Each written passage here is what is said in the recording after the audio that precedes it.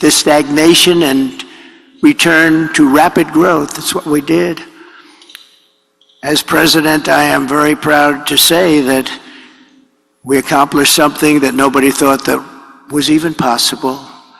Before the pandemic, real median household income rose by $7,684. And even after the pandemic, annual incomes were up $6,400. The average American household saw a $197,000 increase in real net worth in 48 months. For the bottom 50% of households, average wealth more than doubled, increasing by 121%. Lowest income people benefited the most.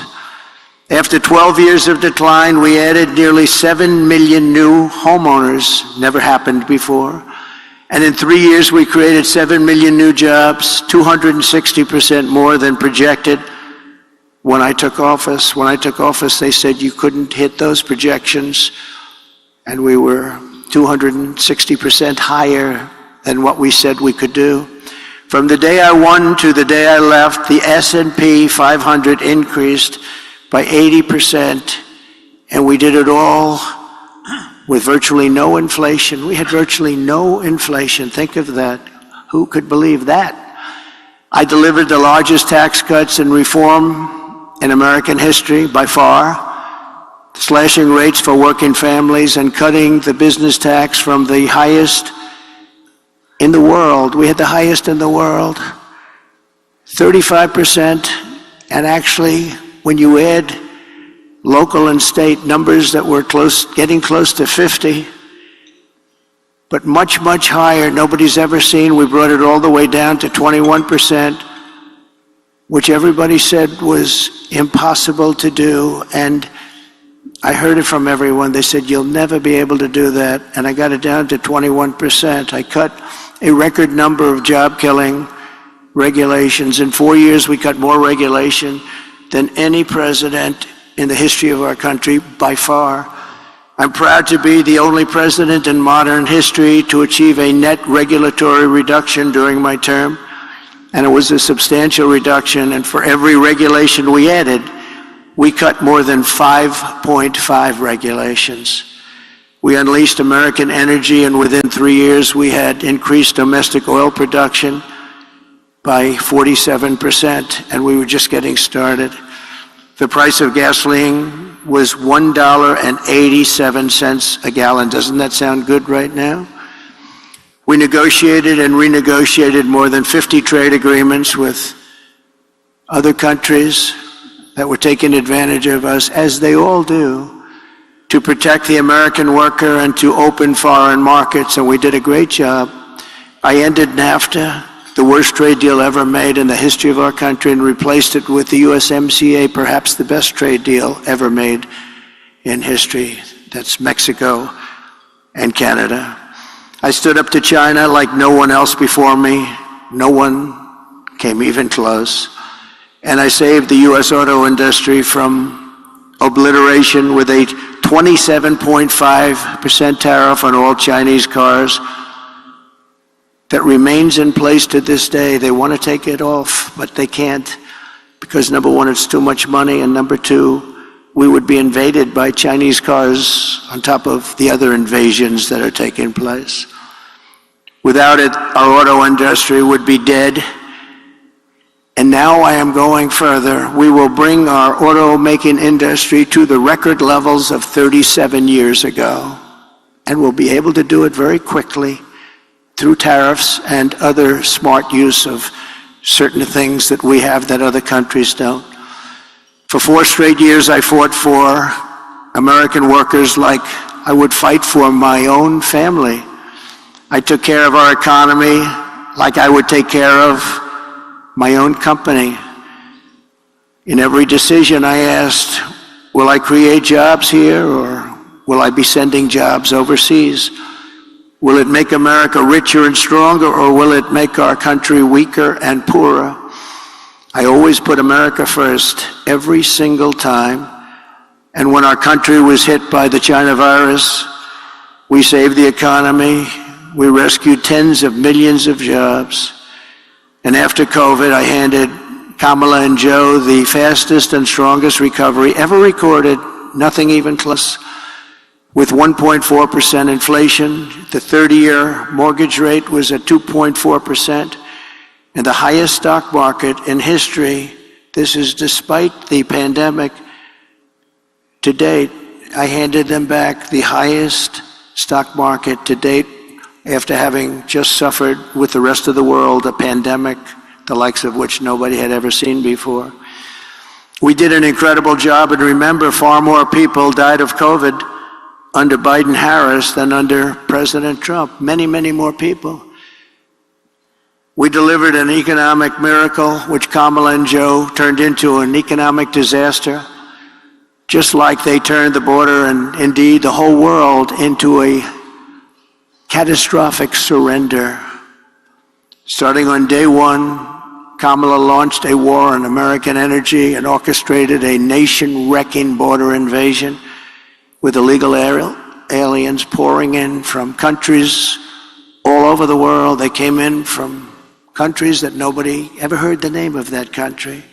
Those countries, from their prisons and jails, there is a difference, from mental institutions and insane asylums, as well as record numbers of terrorists, human traffickers, and sex traffickers.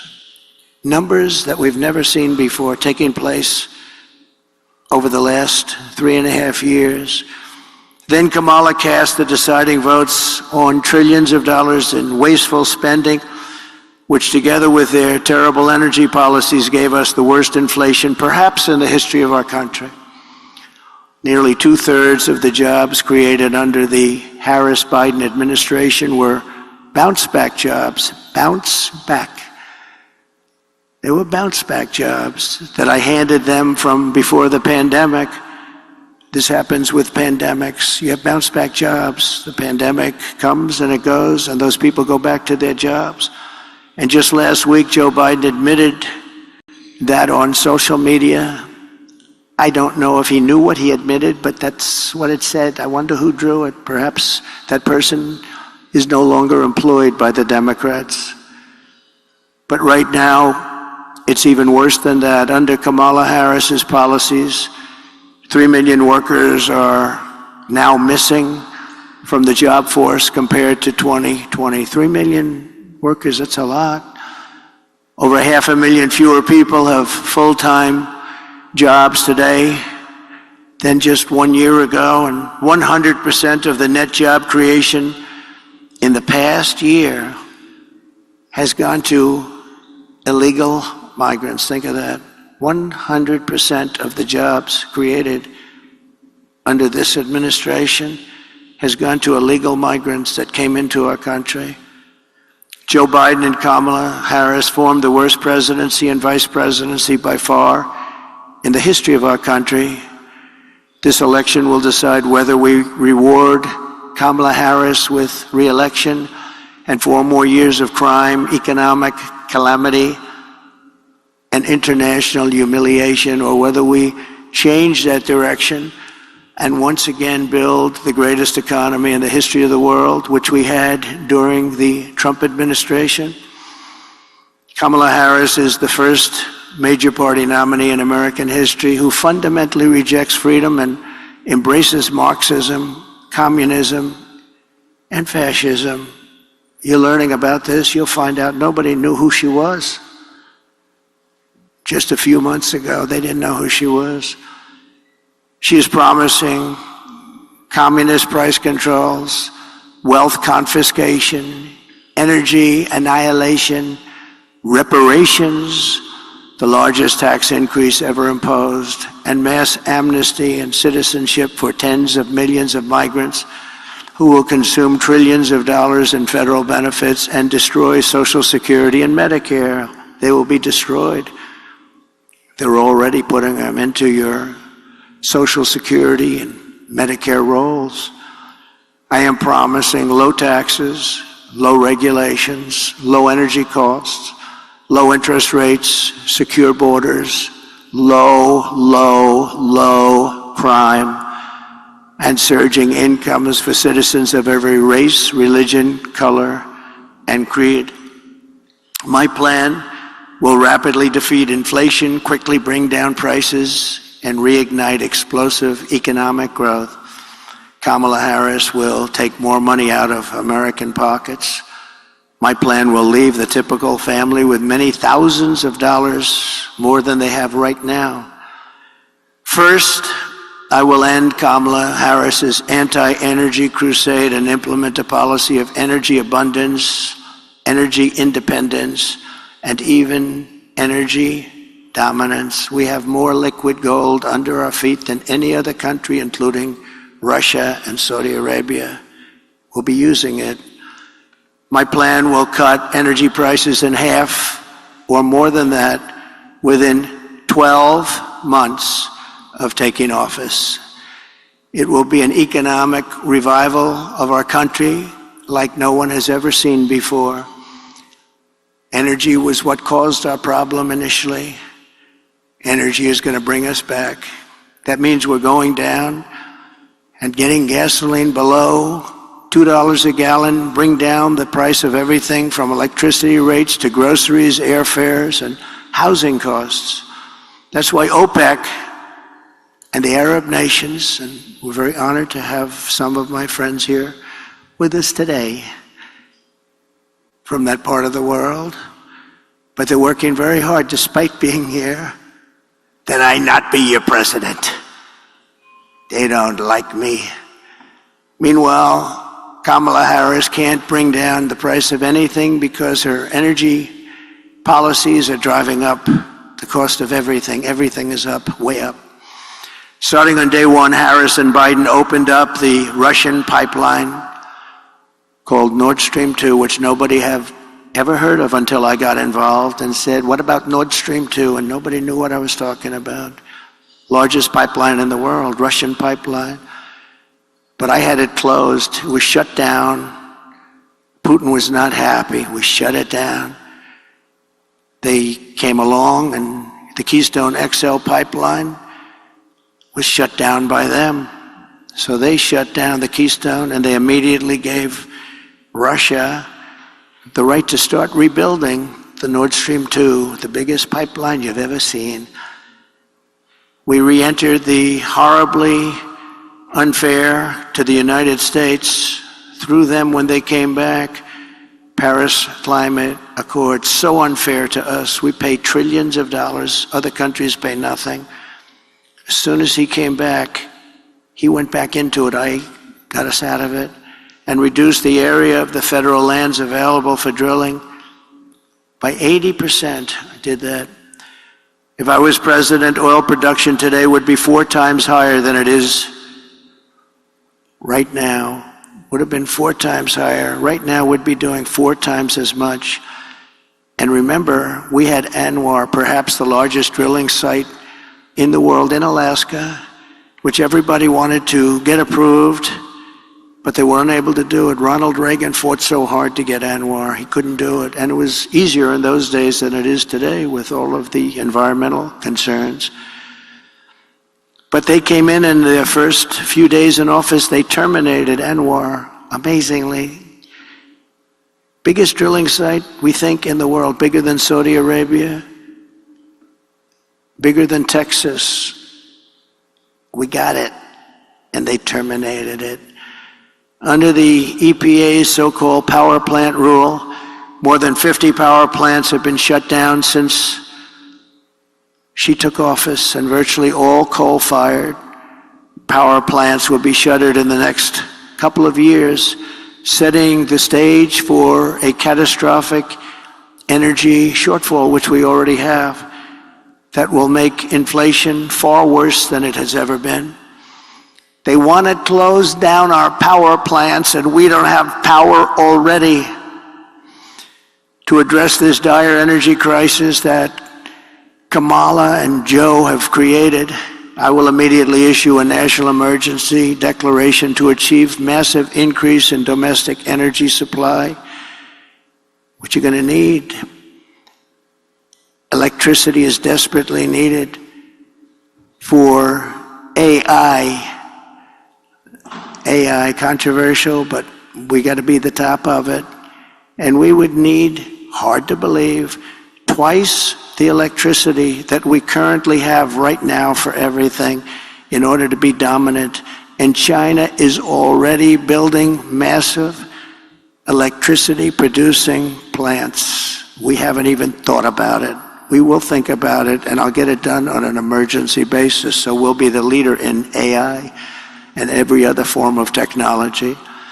With these sweeping authorities, we will blast through every bureaucratic hurdle to issue rapid approvals for new drilling, new pipelines, new refineries, new power plants, new electric plants, and reactors of all types. Prices will fall immediately in anticipation of this tremendous supply that we can create rather quickly, and we'll be the leader instead of the laggard. Second, to further defeat inflation, my plan will terminate the Green New Deal, which I call the Green New Scam, greatest scam in history probably, a $10 trillion scam that we throw like throwing money right out the window. It actually sets us back as opposed to moves us forward. And rescind all unspent funds under the misnamed Inflation Reduction Act, which the Democrats agreed after it was approved that it wasn't for that purpose, it was for other purposes like giveaways. Kamala spent $7.5 billion to build 8 charging stations. Think of a charging station like a fuel pump with electricity coming out of it. 8 charging stations in the Midwest for electric vehicles cost billions and billions of dollars. 7.5 billion they think, but the costs are still going, and 3 of them don't work and never will probably. Other than that, it's worked out quite well. I will end the electric vehicle mandate, stop the appalling waste, and save taxpayers an estimated $1 trillion. Third, I will launch a historic campaign to liberate our economy from crippling regulation. My first term, I pledged to cut 2 old regulations for every 1 new regulation, and we did much better than that, as I've said. Yet over the past 4 years, Kamala has added $6,300 a year in regulatory costs onto the backs of the typical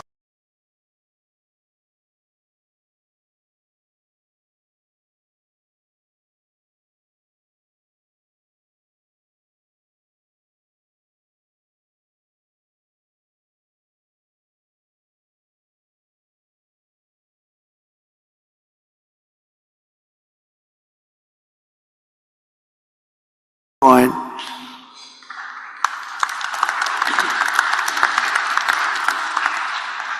Fourth, at the suggestion of Elon Musk, who has given me his complete and total endorsement. That's nice, 'cause he's a smart guy. He knows what he's doing. He knows what he's doing. Very much appreciated. Government Efficiency Commission tasked with conducting a complete financial and performance audit of the entire federal government and making recommendations for drastic reforms. We need to do it. Can't go on the way we are now.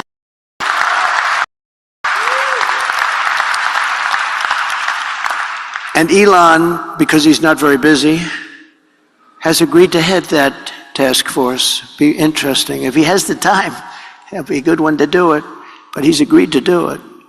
In 2022, fraud and improper payments alone cost taxpayers an estimated hundreds of billions of dollars. As the first order of business, this commission will develop an action plan to totally eliminate fraud and improper payments within 6 months. This will save trillions of dollars, trillions. It's massive. For the same service that you have right now, trillions of dollars is wasted and gone, and nobody knows where it went. Further taming inflation and bringing prices way down. The 5th pillar of my plan is to make the Trump tax cuts permanent. They are massive tax cuts, biggest ever, permanent. And to cut taxes even more, and we will have no tax on tips, something which they copied 4 weeks after I said it. She got up and said, no tax on tips. I said, I just said that. She is actually copying a lot of my plan. In fact, we're going to send her a MAGA cap sometime in the next week. We're having a special one made. But we also know she doesn't mean it. She's going to stick with what her whole life has been about. And also, no tax on Social Security benefits. People in Social Security have been wiped out by inflation, and now on top of it, we tax their benefits. We're not going to tax their benefits. We have so many different ways of making so much money. This country, the potential is so incredible. We don't have to take it away from people on Social Security. We're not going to do that. We're going to save Social Security. She's going to destroy Social Security. Under the Trump administration, we proved that targeted tax cuts do not increase the deficit. They reduce the deficit by growing the economy and raising revenue. After we gave the massive tax cuts, we took in the following year with a much lower rate, billions and billions of dollars more than we did the previous year with a high rate. Think of that. So with a much lower rate, we took in more money because people were incentivized. Corporate tax revenues are 31% higher today than before my tax law was signed. With all of those cuts, 31% higher. To further support the revival of American manufacturing, my plan calls for expanded R&D tax credits, 100% bonus depreciation, expensing for new manufacturing investments, and a reduction in the corporate tax rate from 21% to 15% solely for companies that make their product in America.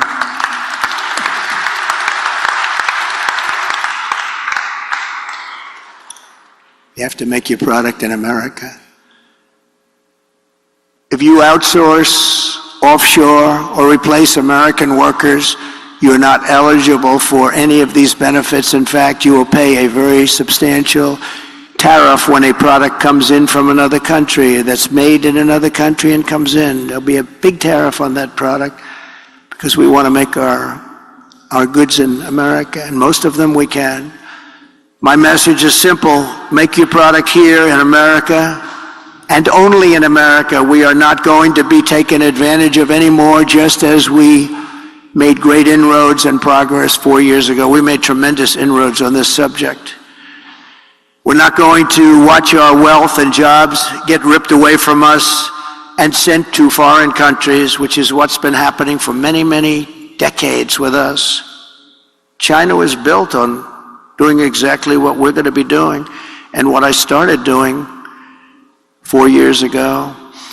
What we're putting forward is the most pro-American manufacturing and jobs policy in modern history for any country. This plan will bring jobs and growth into our country at levels never seen before. Every business on earth will flock to America from Europe, Asia, the Middle East, and all over the world. By contrast, Comrade Kamala Harris wants to sacrifice our wealth, kill the economy, and drive jobs overseas to punish businesses more. Businesses will leave. They'll leave America. They're international companies. They report to their shareholders, and they will leave America if her plan, even in a small form, comes to the fore. Her tax plan, which includes the promise to end the Trump tax cuts, which again by itself would be a massive tax increase, would increase taxes by over $5 trillion, a record many times over. It would result in the largest small business tax hike in history, massively raising taxes on 25 million small business people and raising small business tax rates to 43% and higher. In other words, 20% higher than communist China. Kamala is also vowing to raise the corporate tax rate from 21 to 28%. We're bringing it down to 15%. But she really is looking to raise it to 40, 45, and 50%. You know that. All you have to do is follow her past path. Radically raise the capital gains tax rate, which she wants to do, and they don't even want to give a number. and for the first time ever impose a 25% tax on unrealized capital gains. So if you happen to have a lot of wealth but no cash, you're in a lot of trouble. This will lead America into a 1929 depression, and it will be a depression and a territory that we have not seen for a long time. There's a gentleman that happens to believe that, Scott. These policies, especially the tax on unrealized capital gains, would decimate the U.S. economy. Companies and innovation would flee from America to other countries. Venture capital markets would disappear, the stock market would be annihilated, and investors assess the tax liabilities of large shareholders. The seniors and senior pensions would totally go up in smoke. They'd be worthless. These are not the policies designed to create a prosperous America. These are policies to turn the United States into Venezuela on steroids. Even if for this reason alone, Kamala Harris must be defeated decisively this November. Has to be defeated. Cannot have her be the President of the United States. Under Kamala, the United States is becoming a third world banana republic. She and her party are censoring speech, weaponizing the justice system, and trying to throw their political opponents, me, in jail. This hasn't happened. I didn't do that to Crooked Hillary. I said, that would be a terrible thing, wouldn't it? Putting the wife of the President of the United States in jail. But they view it differently, I guess, nowadays, but that's okay. And they always have to remember that two can play the game. Nobody ever thought this was possible. This is how you create massive capital flight and turn once prosperous nations into absolute ruins. I will have no higher priority as president than to restore the fair, equal, and impartial rule of law in America. We have lost the rule of law. Who would have thought?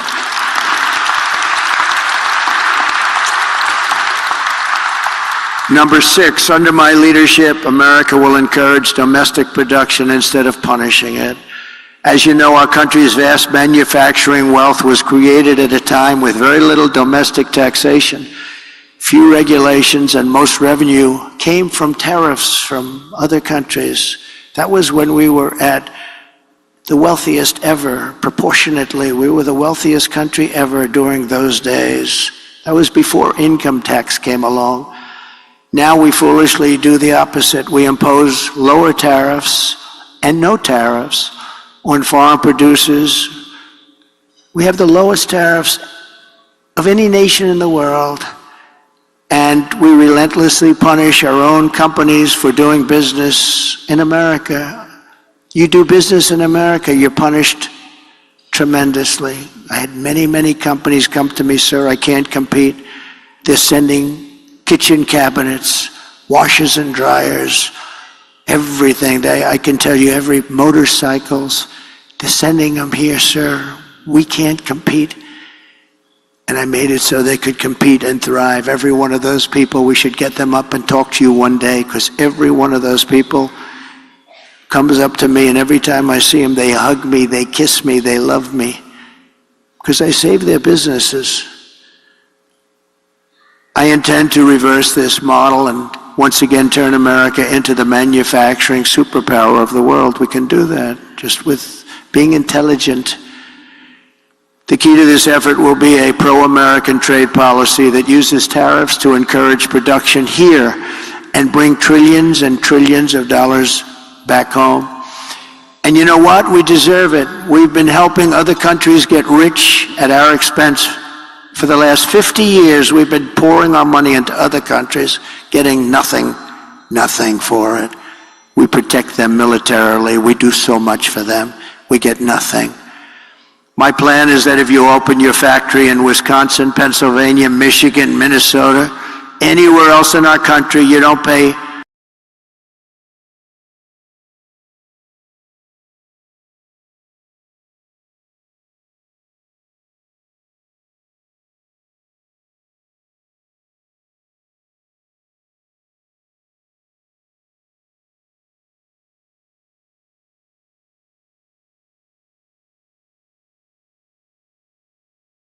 world will want to be here and they want to produce here. They're going to want to produce their product in America. It's going to say made in the USA. We will be able to build ships again. We will be able to build planes again. We will be able to build our military again from within, all from within. We will create the biggest, greatest, and strongest middle class in the history of our country. We will have tens of millions of high-paying jobs in manufacturing, transportation, defense, as well as all of the sales and support of export jobs. Our auto industry will be the biggest beneficiary. In short, it will be a national economic renaissance just by using our heads, by being smart, by not letting other countries take advantage of us. They've been doing it for so long. It's so sad to see. And I know them all, and they laugh at us behind our back. They can't believe how stupid our leadership has been for so many years. We will ensure that the United States has a giant steel industry, an aluminum industry, a manufacturing base, and a defense base. We want an industrial base that can take care of our defense needs 100%. And you can call it what you want. Some might say it's economic nationalism. I call it common sense. I call it America first. This is the policy that built this country, and this is the policy that will save our country. In the words of a great but highly underrated president, William McKinley, highly underrated, the protective tariff policy of the Republicans has been made and made the lives of our countrymen sweeter and brighter. It's the best for our citizenship and our civilization, and it opens up a higher and better destiny for our people. We have to take care of our own nation and her industries first. In other words, take care of our country first. This is when we had our greatest wealth. He was assassinated, and he left his group of people that followed him. Teddy Roosevelt became a great president, spending the money that was made by McKinley. So McKinley got a bad deal on that one. He built tremendous wealth. They had the Tariff Act of 1887, and they had a committee that studied, what are we going to do? They had a big problem, a problem like I hope to have with this country someday. So much money was coming in from foreign countries that they didn't know how to spend it. They had no idea. So they set up a committee. We'll set one up with the people in this room. How do we distribute the wealth that we have? And Roosevelt built dams and built railroads and did national parks. But he did it with the money that was made with tariffs from McKinley. So you have to remember that. Very highly underrated, a very underrated president. Let's give them both credit. Smart tariffs will not create inflation. They will combat inflation. I had almost no inflation, and I had the highest tariffs that anyone's seen, and they were going a lot higher. Foreign nations will pay us hundreds of billions of dollars, reducing the deficit and driving inflation down. It'll largely reduce our deficit. In my first term, we imposed historic tariffs with no effect on consumer prices or inflation. The anti-tariff people, many of them, I believe, honestly work for these other countries in some form, get tremendous amounts of lobbying money and other money because it doesn't make sense what they're saying. But we had no inflation, and we had protection, and I saved so many industries. I saved the steel industry. But Biden and Harris are letting it go. They're letting it go. It's so easy to keep. A combination of fair trade, tax cuts, regulatory cuts, and energy abundance will allow us to produce more goods better and cheaper right here in the USA than we've ever done before. And foreign nations will respect us again. I got along great with foreign nations, and I taxed the hell out of them. And they liked me. Maybe they respected me. And Viktor Orban, a very strong man, he's the Prime Minister of Hungary. He said the only thing missing from the world right now is President Trump. He kept the world safe because everybody was afraid of him. I don't like that term, but that's the term he used. I would like to say respected him and respected our country, but he didn't say that. He said everybody was afraid of him. He said China was afraid, Russia was afraid, they were all afraid. Kim Jong-un, I got along great with him. And I try to explain to the fake news media that getting along with people, foreign countries, is a good thing, not a bad thing. It's a very good thing. It's a smart thing. We will require all essential materials for our national security to be produced here in the United States, creating millions and millions of new manufacturing jobs. You know, when we built the F-35, we have the wings built in one country. We have the tail, rudders, built in another country. We have the seats built in another country. We have the electronics built in 7 different countries. What the hell would we do if there's a war? And we'll end up fighting half of those countries, and we don't want to have a war because right now we're closer to World War III than we've ever been in our lives. With Russia, Ukraine, which would have never happened if I was president. With October 7th in Israel, the whole Middle East is blowing up. Would have never happened. They would have never happened. Respectfully, Iran was broke. They had no money for Hamas. They had no money for Hezbollah. It wouldn't have happened. There would be peace in the Middle East, and Iran would be a big beneficiary of that peace. It'd be good. But all of these things that happened, and inflation would have never happened, and Afghanistan would have never happened. The worst withdrawal in history, I believe the most embarrassing moment in the history of our country. In fact, that's what caused President Putin to go into Ukraine. When he looked at how incompetently that was handled, he looked at it and he said, man,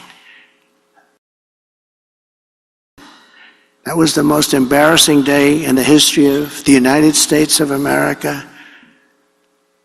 Airplanes taking off with many people sitting on the wings of the plane and the side of the plane and the wing, and you see them dropping off the planes at 3,000 feet.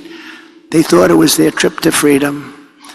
There's never been anything like that, and I think there's no greater embarrassment. By the way, we lost 13 incredible soldiers. I got to know the families very well. Spent a lot of time with them 4 days ago in Arlington Cemetery. 3 years ago, they were celebrating 3 years, honoring their children. And yeah, that's right, they call them their children. They still call them, they always will call them their children. They're gone. And many of those people there should have never left from there. They should have left from Bagram, the big air base. But many of those people that were so badly hurt, they don't talk about them. No legs, no arms, obliteration of their face, their entire body, and nobody mentions that. We left Americans behind, large numbers. We left $85 billion worth of equipment behind because we took our military out first. A child would know you don't. You take your military out last.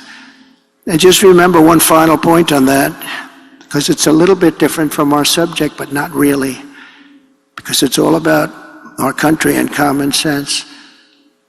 But for 18 months, I spoke to the leader of the Taliban. The press was very upset that I spoke to him. His name is Abdul. I said, Abdul, don't do this, Abdul. Don't do this. But why, but why? He said, do you send me a picture of my home? I said, Abdul, you're going to have to figure that one out for yourself. But don't do this, Abdul, because it's going to end badly for you. And for 18 months, we didn't have one soldier shot at or killed in Afghanistan. And then we took our soldiers out. We had a very, very disgraceful election. And this group came in and they didn't know what the hell they were doing, and they still don't. They've gotten worse. You know, with experience, you're supposed to get better. They got worse. They're worse now than they ever were. And we're going to turn our country around. We're going to become a major producer of rare earth minerals. We're going to create jobs and making it really, and us, truly self-reliant. Remember the rare earth, where we have to go to China. We have sites that are tied up with more than anybody else has. They're environmentally protected. We have sites that are phenomenal, everything you want in terms of rare earth, and we can't use them because of environmental protection. But we're going to end that very quickly as soon as I get to office. We will make housing much more affordable. As inflation is tamed, interest rates will dramatically fall. They'll be down very, very low. We'll get them down. We had them down to 2.4% and even lower than that for a period of time. Reducing mortgage rates is a big factor. We're going to get them back down to, we think, 3%, maybe even lower than that, saving the average home buyer thousands of dollars per year. They can now go out. Young people will be able to buy a home again and be a part of the American dream. We will eliminate regulations that drive up housing costs with the goal of cutting the cost of a new home in half. We think we can do that. The regulations alone cost 30%. Regulation costs 30% of a new home. And we will open up portions of federal land for large-scale housing construction. These zones will be ultra-low tax and ultra-low regulation. One of the great, really small business job creation programs. It will be of all time. We're going to open up our country to building homes inexpensively so young people and other people can buy homes. You can't buy them anymore. Millions of Americans will take part in setting these safe and beautiful communities, reviving the frontier spirit, and really, as I said, reviving the American dream. It's about the American dream. It's all about the American dream. We don't talk about American dream with these people in office. They don't want to talk about the American dream because they're the exact opposite. They're the exact opposite. We also cannot ignore the impact that the flood of 21 million illegal aliens has had on driving up housing costs. That's why my plan will ban mortgages for illegal aliens in California. They're passing a law where they're going to give illegal aliens money to buy a house. But our soldiers, our veterans that are laying on the streets, they can't have them. You have soldiers right now laying on the streets of different cities, all Democrat run. They're laying on the streets in front of hotels, in some cases luxury hotels, and you have illegal immigrants coming in and living in those hotels and laughing at our soldiers as they walk by into a luxury lobby. Is there something wrong with that thinking? Is there something wrong with our country? If Kamala is allowed to continue to face a fiscal Armageddon, these migrants are consuming hundreds of billions of dollars in benefits. You saw in Colorado this week a group from Venezuela, rough ones. They took over large sections of a town, large sections of an area of Colorado, Aurora. Has anyone been there? I think you'd better stay away for a little while. They had AK-47s, the ultimate guns, AK-47s. They can blow lots of people away real fast. And the sheriff didn't want to touch him. Nobody wants to touch him. Sheriff, there's 18 Venezuelans attacking my building. Would you please come over and straighten out the situation? He's got a deputy. You know what they say? Well, no thanks, let's call in the military. They're taking over. And I said this 4 years ago when I realized they wanted open borders. And it's happened. It's happening now in Chicago. They're taking over sections of Chicago.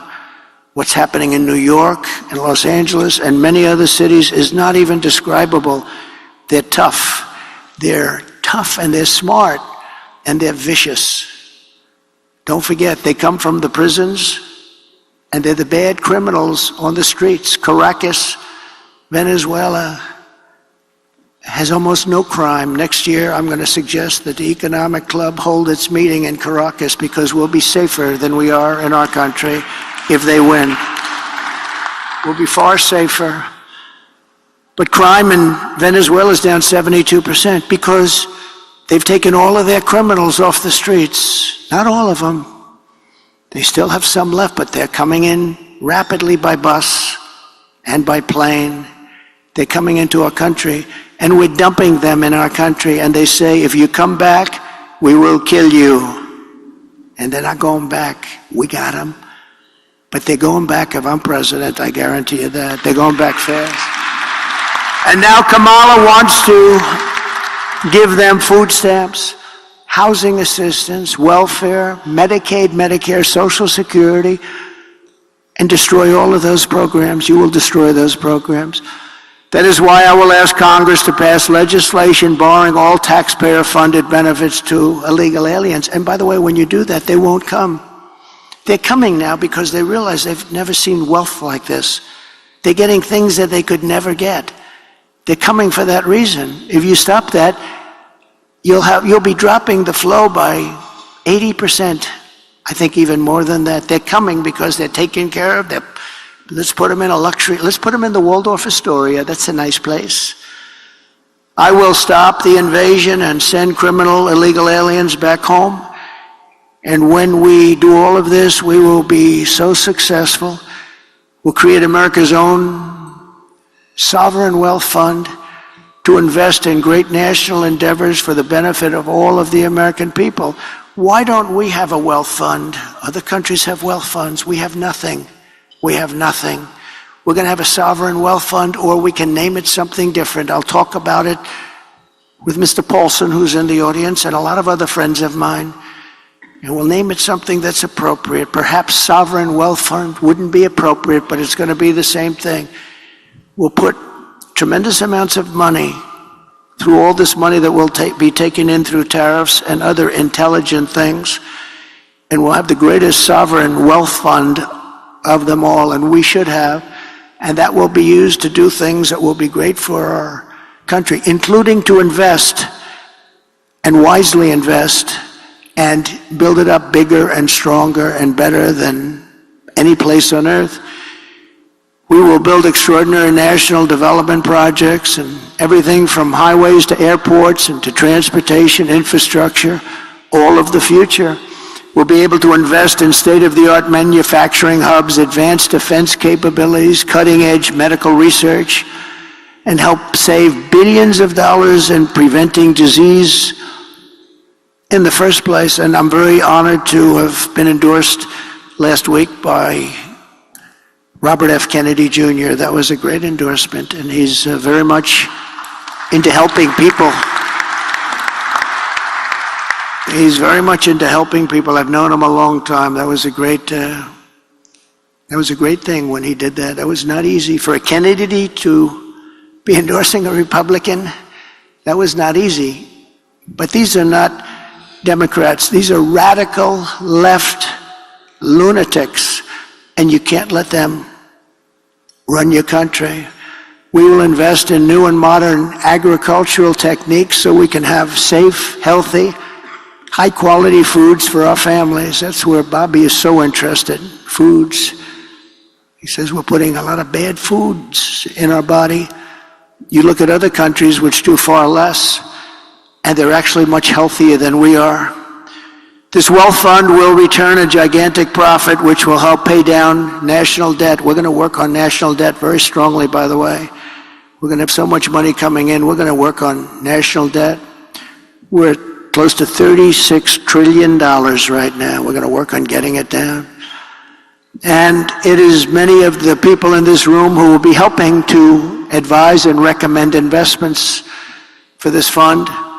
This is how we will end the era of inflation, mayhem, and misery under Kamala Harris, the worst vice president in the history of our country, and unleash a new era of safety, prosperity, and success for our workers, our families, and our businesses. And I've done it before. We did a great job, and now we really know our job well. I know the smartest, the best people. We have the best people. We have people that, many in this room, they know exactly what we want to do. You know, it's interesting having experience, because I won an election. I went to Washington. I was only in Washington 17 times. I never stayed over. That's according to the fake news, but I think they're right. But I got to know Washington well. And I know the smart ones and the dumb ones. I know the ones that can help make us great and the ones that can only take us into bad territory. I got to know a lot of people, probably as many as anybody at that level. And we have incredible talent, and we're going to be using that talent. We had some incredible talent, much of it sitting up here and sitting down here. They did a great job on trade. Bob Lighthizer, so many other people did such a great job. We rebuilt our military. We rebuilt our entire military, did a great job. We have great generals, not the television generals, not the generals that took us out of Afghanistan in 24 hours and left that horrible situation, but we have great generals. We defeated ISIS. It was supposed to take 5 years. It took me 4 weeks. 4 weeks. Our generals did a great job. We have great people in our military, and our military is not woke. Believe me, you couldn't get these guys to be woke. Some of the guys on top are woke, but those aren't the ones that are great. So we're going to do things that we didn't do even the first time. We had a great presidency. There was an article written the other day that the Trump presidency was a great presidency. With victory on November 5th, which will go down as the most important day in the history of our country, inflation will be gone, our energy will be unleashed, our economy will be set free, our sovereignty will be restored, our citizens will thrive, growth will come roaring back, and America's future will be brighter than ever before. So I want to thank you all. This has been a lovely experience. It was years ago that I was here. We talked about what we were going to do, and we did just about everything we said. And if you'd like, we'll take a few questions, Bob. Great. Thank you very much, Mr. Trump. Thank you.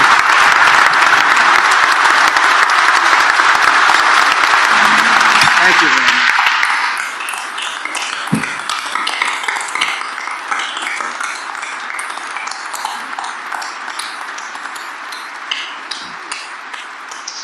Thank you very much. And we're now moving, as promised, to the question and answer portion of the program. Our 4 very able questioners today are H. Rajan Cohen, the Senior Chair of Sullivan & Cromwell, Sandra Gerber, Founding and Managing Partner, CEO and CIO of Hudson Bay Capital, Mr. John Paulson, founder of Paulson & Company, and Rashma Sanjani, founder and CEO of Girls Who Code and Moms First. We're going to go in alphabetical order, and therefore, Raj, you have the first question. Thank you, Bob, and thank you, Mr. President. Thank you. I would like to ask about the United States economic sanctions programs. These programs have been used, as you well know, to advance our national security interests, our foreign policy objectives, but they also have economic implications. And the most recent was the program against Russia in response to their invasion of Ukraine, where for once we got the support of all our allies. So my specific question is, would you strengthen or modify any of these economic sanctions programs, particularly Russia, including the pipeline you mentioned? Well, it's a great question. The problem with what we have with sanctions, and I was a user of sanctions, but I put them on and take them off as quickly as possible, because ultimately it kills your dollar and it kills everything the dollar represents, and we have to continue to have that be the world currency. I think it's important. I think it would be losing a war. If we lost the dollar as the world currency, I think that would be the equivalent of losing a war. That would make us a third world country, and we can't let it happen. So I use sanctions very powerfully against countries that deserve it, and then I take them off. Because look, you're losing Iran, you're losing Russia. China is out there trying to get their currency to be the dominant currency, as you know better than anybody. All of these things are happening. You're losing so many countries because there's so much conflict with all of these countries that you're going to lose that, and we can't lose that. So I want to use sanctions as little as possible. One of the things that we have with tariffs is that I'll say to them, you don't honor the dollar as your world currency. Is that right? You're not going to do it? No, we're not. I said, that's okay. I'm going to put tariffs all over your product. And they're going to say, sir, we'd love to honor the dollar as the world currency. You know, tariffs, in addition to monetary and the money that we'll take in, which will be bigger than you've ever seen in this country before, gives you tremendous political power for something like that, as an example. I stopped wars with the threat of tariffs. I stopped wars with two countries that mattered a lot. A lot of people would have been killed. And I threatened tariffs coming into the United States if they don't make peace. And we made a lot of, we didn't have conflicts like you have right now. We had very intelligent people. But the biggest threat you have is you lose that currency, and we have lost something that you'll never get back. And we can keep it if we're smart, but they use it too much, and then they just forget about it. And these countries like Russia, it's going out now and doing its own thing, and you know, they're going out bragging about how they don't need us anymore, et cetera, et cetera.